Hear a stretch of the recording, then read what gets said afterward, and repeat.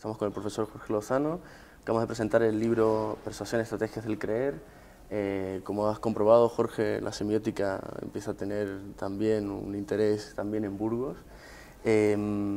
Siempre has tenido esta idea de que la semiótica es una disciplina científica de vocación empírica y es una cuestión un tanto difícil de explicar a los alumnos, sobre todo cuando la semiótica tiene un marcado metalenguaje muy elaborado y que resulta muy difícil de transmitir, sobre todo a los alumnos, esta necesidad de la empiria cuando, por otro lado, hay un complejo terminológico muy fuerte, ¿no? ¿Qué piensas al respecto? Bueno, quiero decir que oír a dos señoras en la peluquería mientras se hace en la permanente es un ejercicio de metalenguaje enorme, ¿no? Oír a unos taurinos hablando es un metalenguaje enorme.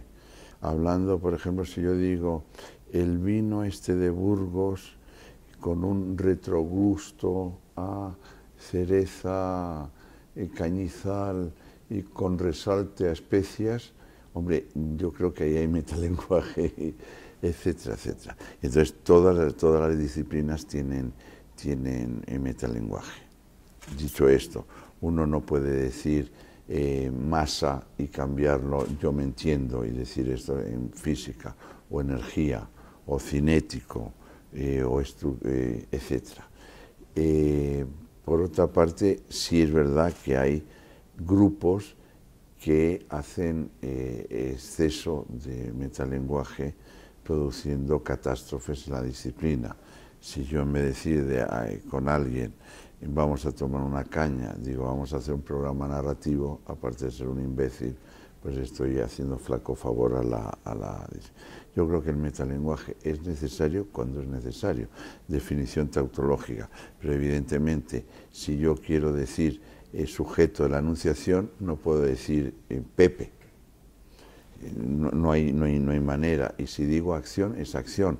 Que luego acción venga definido en filosofía de una determinada manera, en semiótica en otro, más o menos, etcétera, es un problema, digamos, del utillaje metodológico de cualquier disciplina y de cualquier conversación, incluso la más banal. Y sobre esta cosa de la idea de que la semiótica debe compartir con otras disciplinas objetos de análisis y que muchos semiólogos han dado también a esta idea de mezclar métodos, yo sé que estás en completa oposición, sí, pero me gustaría que pues, la gente que no lo sabe... Quiero decir, Humberto Eco siempre decía que habíamos sido acusados de imperialismo semiótico. Esto fue una de las grandes críticas que nos hacían y nosotros decíamos, bueno, pues el imperialismo es elegante, ¿no? Es decir, aparte de broma, yo creo que efectivamente nosotros hemos sido claros que cada disciplina define su objeto de análisis. Si yo soy geómetra, evidentemente me preocupo por líneas, puntos, curvas, etcétera, etcétera. Si soy economista, pues a fallar en el diagnóstico. Si soy médico, a curar personas. Pero si soy semiólogo, evidentemente, y trabajo con signos, con sistemas de signos, con sistemas de significación, es difícil acotar, porque quiero decir, puede significar una silla, puede significar una persona, puede significar un beso, puede significar un cuadro, puede y de hecho significa. Y por tanto, estoy hablando de objeto de análisis. El método, yo insisto mucho que el método es un método semiótico, es decir, atiende a describir lo que significan determinados elementos. Y en cambio somos muy eclécticos con los objetos, porque nos da igual analizar una cornada de un toro que una pistola, que un cuadro, que una danza, etcétera, etcétera. A mí lo que sí me pone nervioso es el eclecticismo en el método, que es un pretexto sea para la pereza, sea para la delincuencia. Y yo creo que el método permite describir mejor y que en las disciplinas hay gente que quiere explicar y hay gente que quiere describir. Yo creo que describir bien un fenómeno es ya un paso muy adelantado para la explicación, que no necesariamente es necesario. Una buena descripción la podemos hacer con un buen método, y un método solo. Ahora voy a ver esto y lo describo. No esta especie de popurrí de ahora veo la historia, luego mezclo un poquito de psicoanálisis, porque al final hace fracasar cualquier intento. Ejemplo, los estudios culturales. Los estudios culturales creo que en este momento han pasado por, en algunos países, en algunos lugares, por siendo más moda o menos moda, etcétera, etcétera. Yo creo que el fracaso de los estudios culturales ha dado precisamente esa especie de licencia con cualquier mezcla, y bueno, ahora digo lo que se me ocurre, que quiere decir que mañana puedo decir lo contrario, y en cambio no es transmitible. Por ejemplo, si usted usa a un señor como Greimas, tiene la garantía, aparte de que una vez incluso muerto, las investigaciones prosiguen, y lo que ha creado es un sistema de análisis que permite que un sujeto esté conjunto con un objeto o no, y esto lo permite en cualquier caso. Luego está la habilidad del analista de decir que es un objeto, que es un sujeto y que es una conjunción, que eso ya se supone que lo saben los alumnos de la Universidad de Burgos. Y además de descubrir más que detrás de todo fenómeno cultural hay siempre una narración, y que se esconde siempre esa sombra constante, ¿no?, de que lo disjunto, lo conjunto del sujeto-objeto está siempre presente, ¿no? Claro, yo creo que decir, lo que nosotros, o sea, sabemos que el texto más complicado y el texto más tal, yo creo que la idea, vamos a ver, para poner un ejemplo, si yo veo la Guerra de las Galaxias, yo veo que hay incluso diseño catalán y sale gente muy fea, sin referirme al gobierno actual, y salen espacios y cosas más complicadas. Pero todo eso que aparece en un esquema semiótico, que sería el equivalente a lo que llamamos un nivel léxico-gramatical superficial, nosotros podemos ir como en Deep Blue hacia abajo, hacia abajo, hacia abajo, hacia abajo, y ver que hay un elemento mínimo de oposición. Por ejemplo, lo claro y lo oscuro, lo blanco y lo negro, no sé cómo se llama, y la zona oscura y lo bueno, y al final termina siendo blancos y negros, buenos y malos, etcétera, etcétera, y al final todo lo que aparece es una palinodia de imágenes, de complejidades, pero que podemos, como en un embudo, descender a un elemento mínimo de oposición, que puede ser o vida-muerte, o bueno-malo. Y curiosamente, pues eso es lo que nos permite comprender la arquitectura de la significación, que es muy complicada, que a veces necesita unos ciertos esfuerzos, pero que sí nos permite describir bien un texto, cualquier tipo de texto. Recientemente Pablo Fabri, en un seminario que mantuvimos en el seminario permanente de tu grupo, Jorge Lozano, comentaba la idea de que la semiótica tendría que tener una deriva marcada, en el sentido de que la diferencia con esa semiótica no marcada, muy filosófica, al estilo de Julia Kristeva. Sin embargo, lo que estamos propugnando, yo creo, es una semiótica mucho más de primero está el objeto, definamos qué vamos a describir, y luego ulteriormente vendrá la explicación, ¿no? Sí, yo creo que decir, con el máximo respeto a Pablo Fabri, también esos son pugnas, digamos, con polémicas con esto. Yo soy más tranquilo, digamos, en nuestros pagos, que no tenemos una excelente tradición semiótica, y las instituciones, bueno, ya asistiremos a la moda semiótica después, porque no le toca otra, ya un revival, un revival, vuelve la pana, vuelve el duodinámico, los Rollins no mueren y vuelve la semiótica. Es decir, es una ley de moda consabida. Yo creo, para centrarnos un poco, que no se trata tanto de si es una semiótica más marcada, si tienen conexiones con la filosofía, etcétera, etcétera. Yo creo, por ejemplo, dado que estamos en la Facultad de Ciencias de la Comunicación, la importancia de la semiótica es que sus valores ya son irreversibles. Es decir, hay gente que dijo, bueno, gracias a esos estudios de psicología cognitiva, por ejemplo, he visto ahí el nombre de Ángel Rivière, que yo respetaba muchísimo, gracias a la psicología cognitiva hemos descubierto A, B, C, D, etcétera, etcétera. La grandeza de la semiótica es que hay muchísimos conocimientos y aplicaciones que se dan por sabido, que ni siquiera se sabe que provienen de una descripción. Me refiero, por ejemplo, a los conceptos de código. ¿De dónde viene el concepto de código? Viene de códex, viene del códice, viene de tal, etc. Pero digamos, es una aplicación de un señor como Jacobson, que se le ocurrió introducirlo en las lecturas de las teorías de la información. Nadie, como dice Eco, por cierto, los que hablan de código genético no han leído ningún libro de semiótica, y si no hablan de código genético. Hay saberes incorporados y sobre todo, por eso yo creo que somos a veces hay una cierta reacción a nuestro imperialismo elegante. Y es que digamos, es irreversible la intervención de la semiótica, por ejemplo, en la comunicación, en la communication research. En los estudios de los efectos hay algunos que han literalmente desaparecido. Nadie puede hablar de que un mensaje aislado produzca un cambio de actitud y de comportamiento en un determinado destinatario, porque han cambiado las distancias, porque no sabemos lo que es comportamiento, porque no sabemos que es un cambio de actitud y sobre todo porque no hay posibilidad de hablar de un mensaje aislado dado.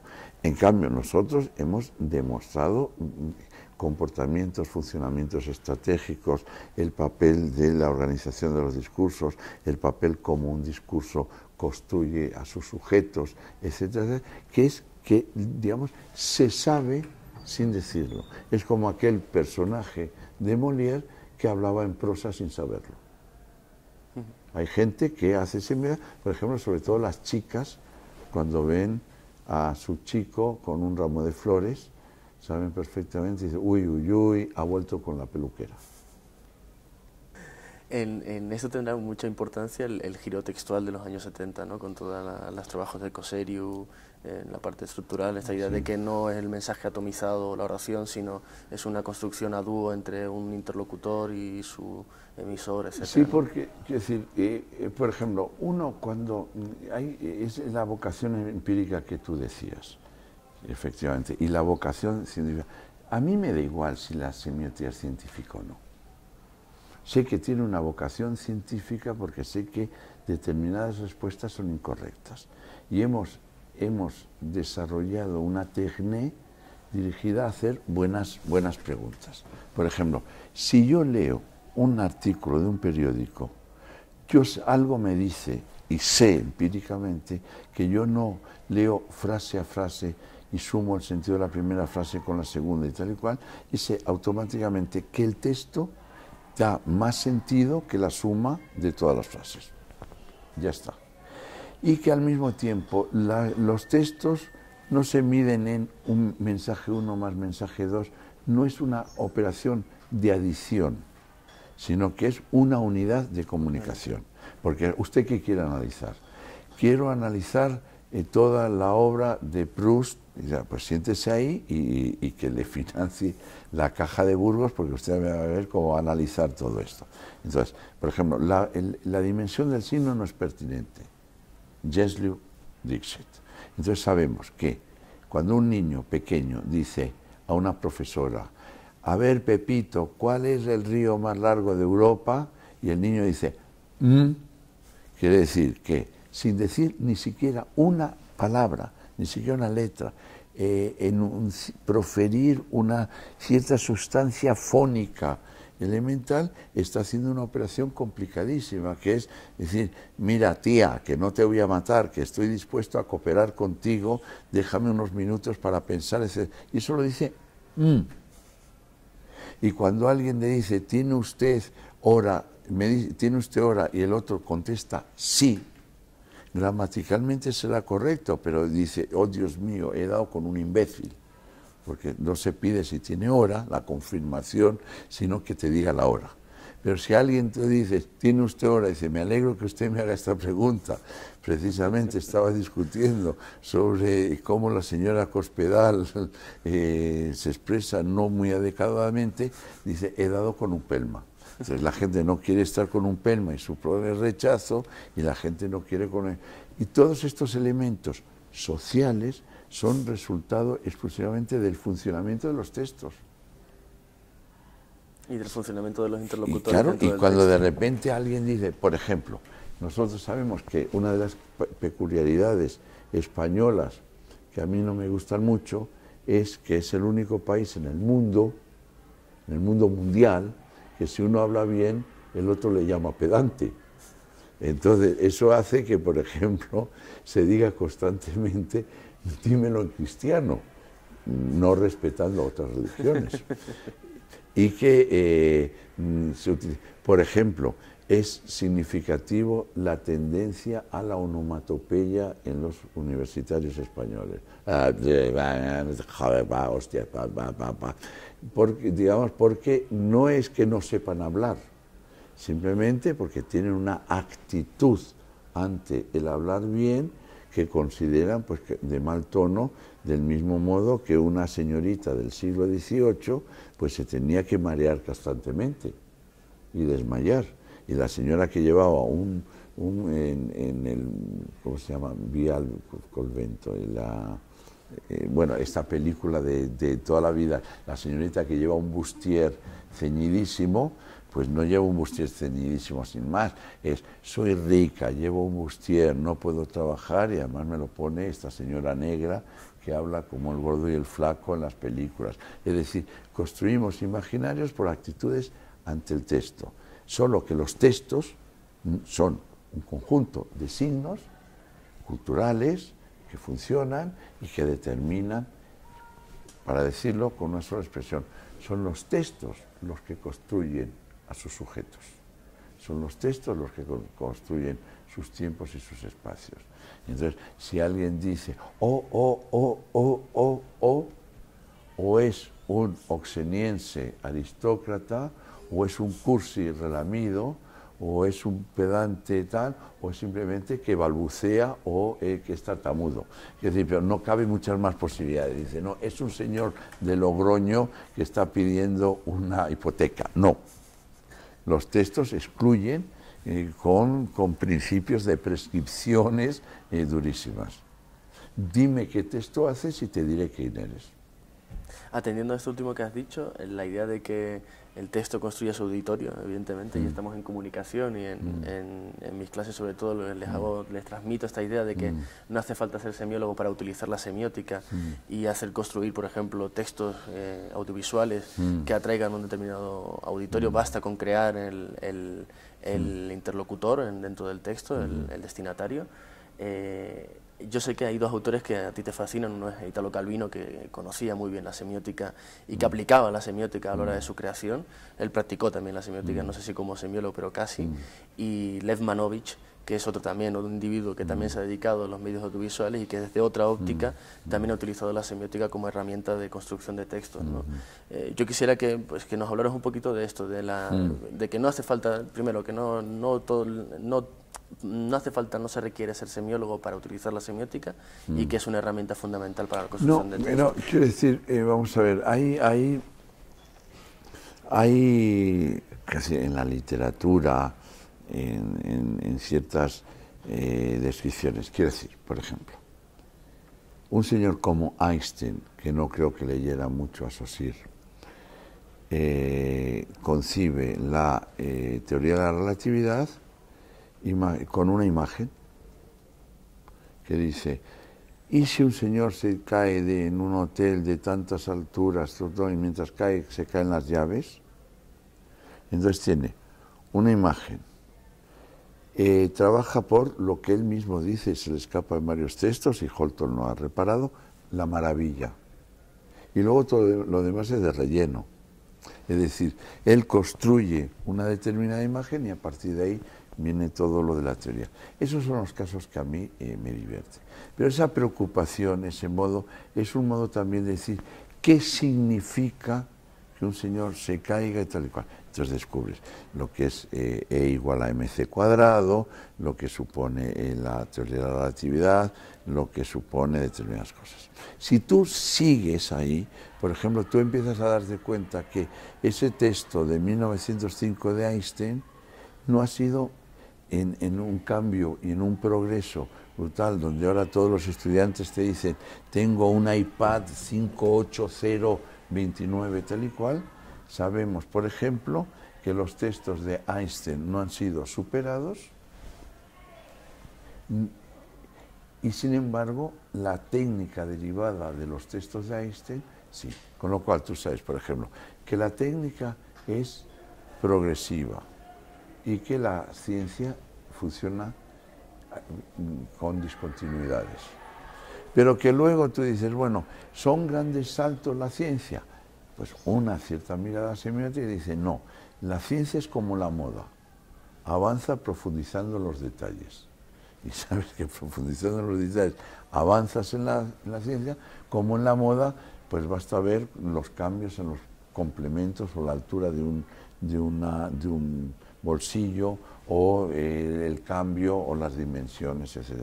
Son pequeños detalles los que funcionan. Digamos, esa visión que tenemos no es una visión que seamos imperialistas, dicho otra vez, sino simplemente que nos preocupa lo que nos preocupa. Desde mi punto de vista es lo importante, para otro es lo irrelevante. Pero yo creo que es qué significa, qué sentido tiene, y yo creo que cualquier construcción de algo proviene de lo mismo. Es decir, las cosas son relativamente sencillas. Somos lo que contamos o nos cuentan que dicen. Problema de la narración. No hay identidad que no sea narrativa. 2, las narraciones son transformaciones de estado, hay acciones y además hay pasiones, que de gran descubrimiento. Cuando hoy me han llamado, por ejemplo, del País, hábleme usted como semiólogo de Mourinho. Yo sé mucho de Mourinho, pues ahora que me lo dice, no. Pero sí sé que, por ejemplo, no es tan difícil decir, como les he dicho, que es gestos enfáticos que oscilan de una máscara a una caricatura. Y tampoco es tan complicado. Si yo veo a un señor que siempre se pone con esa cara de máscara, mientras simula que masca chicle, lo cual es imperdonable, y pues es una máscara y ves que la máscara se pone para evitar determinados sentimientos y además intentando representar, etcétera, etcétera. ¿Y quién es Mourinho? Pues el señor que se presenta en su representación. ¿Es simpático? No. Yo me tomaría una caña con Mourinho, lo siento, Mouri, no, etcétera. Y luego, de repente, a una caricatura. ¿Qué es una caricatura? La exageración enfática de un determinado pequeño gesto. Por eso, cuando corre, corre más. Y cuando llama a los ¿cómo se llaman? Los tifos y los aficionados y tal y cual, los implica y hace funciones de relación y utiliza mucho el índice y de repente hace gestos tremendos. Pues ¿hay mucho más? No, una máscara, una caricatura, un gesto enfático y desde luego traducido en una especie de exageración y con una producción de antipatía notable. Luego, ¿y sabe entrenar? No lo sé, creo que a veces gana y a veces no y tal y cual, ¿eh? ¿No entraría dentro de la imprevisibilidad de Lotman? No, lo que estoy diciendo es que esa mirada que tenemos es porque vemos dos cosas. Uno, que las cosas se interdefinen, los conceptos se interdefinen y que efectivamente hay una interdefinición entre máscara y caricatura. Dos, que lo que está haciendo yo no estoy viendo, por ejemplo, si yo me dedicara a eso que llaman, no sé por qué, comunicación no verbal, que no sé lo que significa, dirían probablemente, y verán cómo se pone con las manos en la mesa. Bueno, pues a veces pues no es muy relevante decir, probablemente a lo mejor el ponerse encima de la mesa no es solo que con eso manifieste una psique muy complicada, sino simplemente que actúa como pedestal de una máscara. ¿Por qué no?